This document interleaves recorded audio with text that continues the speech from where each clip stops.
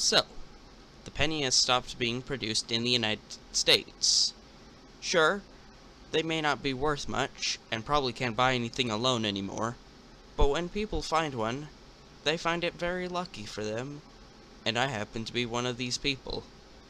But perhaps it might be considered luckier, since it'll be rarer. However, I think that if this end of penny production were to be truly permanent, they should do something that's truly worth it. Best example would be to electrify the rest of America's railroad lines than the Northeast Corridor.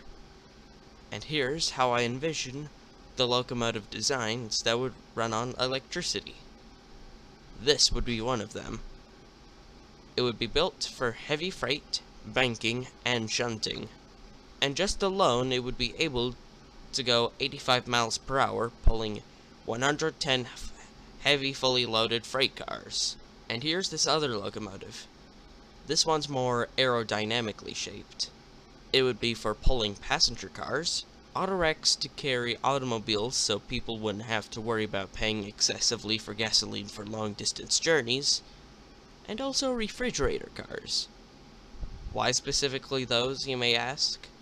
Refrigerator cars need electricity, and most passenger locomotives use AGP.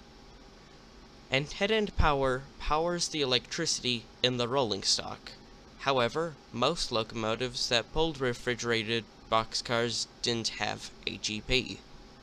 So this locomotive would be designed for those three things, and it would be able to go 170 miles per hour at its fastest speed. How this ties in with the penny is that by not producing it anymore, you'd be limited to coins worth more and dollar bills to have an advantage on having more money to be able to invest in the infrastructure to make the death of the penny worth it.